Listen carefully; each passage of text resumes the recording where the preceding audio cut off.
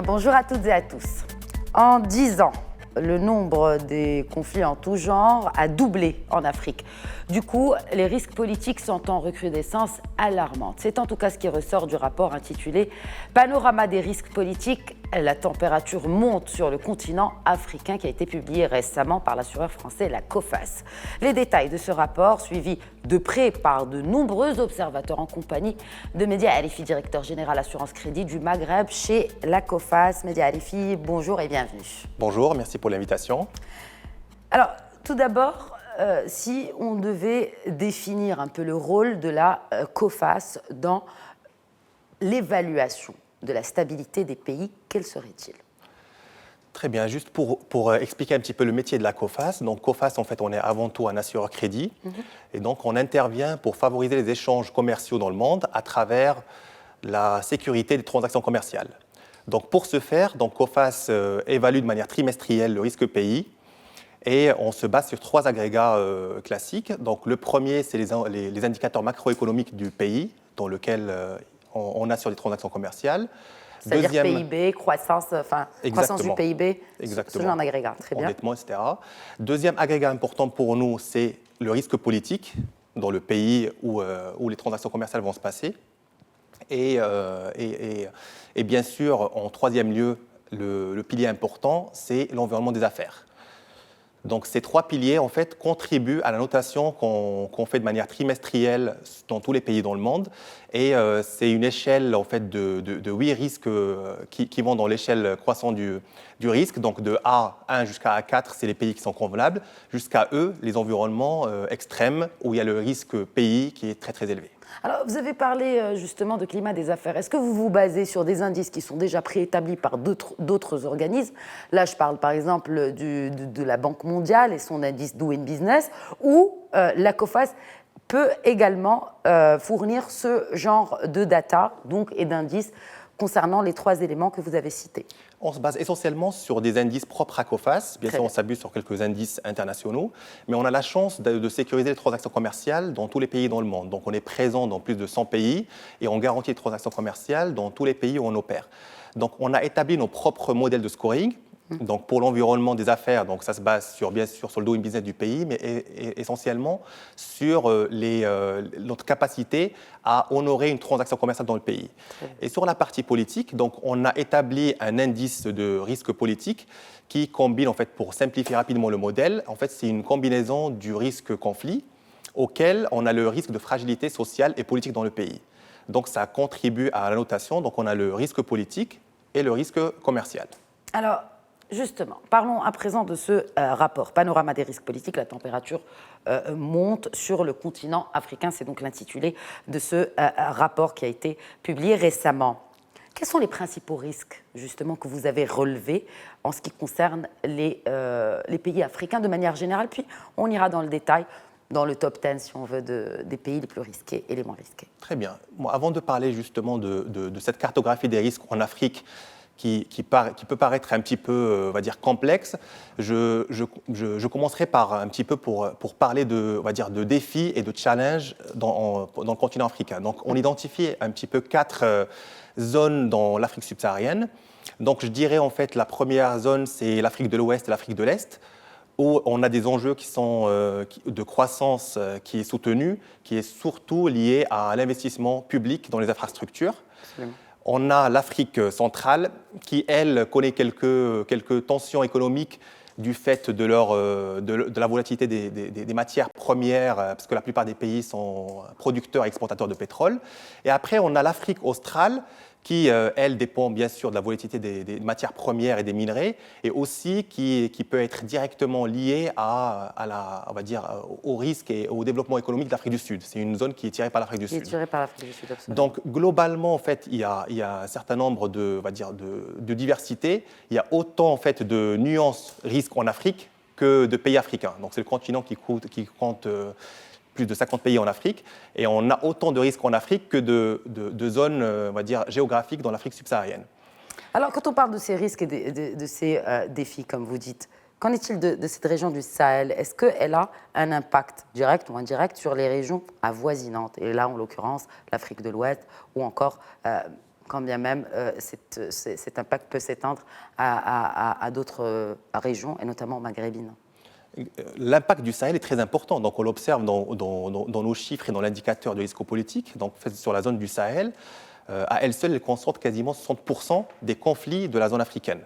Donc, bien sûr, ça joue un rôle déterminant sur la stabilité de cette bande sahélienne dans le climat des affaires qui rendent, on va dire, les transactions commerciales un petit peu compliquées.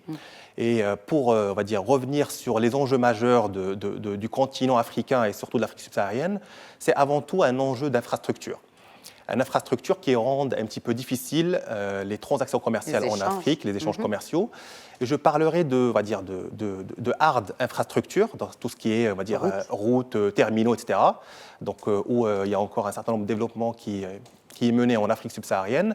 Et également tout ce qui est soft infrastructure.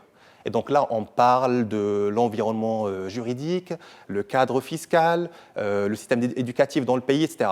Donc, c'est vraiment ces problématiques d'infrastructure hard et soft qui rendent un petit peu l'Afrique subsaharienne un pays qui présente plus de risques que d'autres continents. Qu'en est-il du Maroc ? Le Maroc, globalement, en fait, sur l'assessment du risque pays de COFAS, est un champion en fait, en Afrique parce que la note elle est maintenue pour plusieurs années à un niveau de A4. Ce qu'il faut savoir en Afrique, c'est que sur la cartographie des risques en Afrique, il y a uniquement 3 pays qui ont les fondamentaux solides et qui ont été maintenus par COFAS à cette note A4. Donc il y a le Maroc qui en fait partie, il y a également le Kenya et le Botswana. Pas le Nigeria. Pas le Nigeria. Bizarrement. Enfin, exactement. On s'attend à voir le Nigeria dans ce top 3, mais il n'y figure pas. Il n'y figure pas, parce que le Nigeria, pour la simple raison, c'est au-delà de la richesse du pays, c'est qu'il y a un certain nombre de conflits qui ont déstabilisé le pays et qui ont influé sur la notation de COFAS. Très bien. Et donc pour le Maroc, vous continuez justement sur votre idée. Alors, il s'agit ici d'infrastructures. Quels sont justement les éléments qui font que le Maroc fait exception avec les 2 pays que vous avez cités, le Kenya et le Botswana ? Globalement, le Maroc on va dire, présente des fondamentaux qui sont très stables, notamment en, fait, en termes d'infrastructure. Le Maroc a fait un bond très en avant en termes d'infrastructure, donc qui rendent un petit peu le commerce très facile entre l'Europe et les autres pays d'Afrique. Et essentiellement, en fait, toutes les mesures qui ont été entreprises à travers les plans industriels ou autres, qui ont permis au Royaume de diversifier son économie et de la rendre moins dépendante du PIB agricole. Donc tout ça, on en tient compte. Et bien sûr, l'élément majeur aujourd'hui, c'est également le risque politique qui est stable au Maroc, parce qu'il y a eu un certain nombre de réformes sur l'exécutif et sur les autres pouvoirs politiques. Et pour nous, c'est un indicateur très important, parce que quand il y a le risque politique qui est stable, l'environnement des affaires suit. Donc pour donner juste l'exemple de la Tunisie en 2010-2011, c'est la recrudescence du risque politique en Tunisie a découragé un certain nombre d'investisseurs d'injecter encore, on va dire, des investissements en Tunisie. Donc c'est intimement lié, le risque politique et le risque des affaires. Pour les affaires. Alors justement, en parlant de risques, quels sont les risques futurs d'instabilité que vous avez pu déceler à travers vos études à la COFAS pour l'avenir dans plusieurs pays africains, et notamment justement ces pays qui sont peut-être plus risqués que d'autres? Exactement. En fait, dans l'étude, en fait, on a fait un classement des pays africains en fonction de l'indice de fragilité sociale, et on a combiné ça avec une échelle temps, parce que c'est important de voir les pays qui ont une récurrence importante ou pas. Donc, on a des pays pour lesquels, en fait, on avait des anticipations et il y a eu des risques qui se sont manifestés. Je citerai par exemple le Soudan, avec on va dire, le renversement du régime de Omar al-Bashir. Il y a également on va dire, le Gabon, qui était mal classé dans notre liste. Et on a eu également la tentative du coup d'État du président en début d'année. Il y a le Cameroun aujourd'hui qui est sous vigilance par rapport aux tensions que vous connaissez sur les communautés anglophones au nord du pays. Donc ces 3 pays-là, ils ont déjà en fait, on va dire, connu un risque politique très élevé. Après, dans le classement des pays qui pourraient en fait manifester un risque politique dans les prochains mois ou les prochaines années, on a des pays qui présentent surtout un indice de fragilité politique très élevé. Donc, c'est une combinaison des indices de conflit et également de l'indice de fragilité sociale. C'est des pays où il y a des instruments de mobilisation qui sont très élevés. Donc, pour pouvoir arriver à des mouvements populaires, il faut que les instruments soient là. Donc, un accès à l'éducation, accès à Internet, etc. Oui.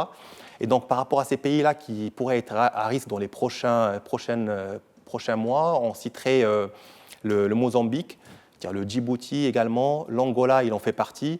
Et voilà, la liste n'est pas exhaustive, mais on a un classement de ces pays qui se base sur notre indice risque politique face. Pour terminer, justement, brièvement, peut-être en une ou deux phrases, Média Halifi, qui consulte ces rapports-là que vous publiez? Qui s'adresse à qui? Ces rapports-là, ils s'adressent déjà à tous les opérateurs qu'on garantit dans le monde. Et avant tout, ces opérateurs sont très suivis par les bailleurs de fonds, essentiellement. Donc, dans les pays où les bailleurs de fonds vont investir massivement, ils regardent ces indicateurs-là, parce que c'est important d'investir, mais avant tout, c'est important de pouvoir récupérer son argent dans de meilleures conditions. Absolument. Et de faire du business, justement, dans ce pays ou un autre. Merci beaucoup, Média Halifi, pour l'ensemble de vos éclairages. Merci à vous. Merci à tous de nous avoir suivis. Très bonne suite des programmes sur Média TV et Média TV Afrique.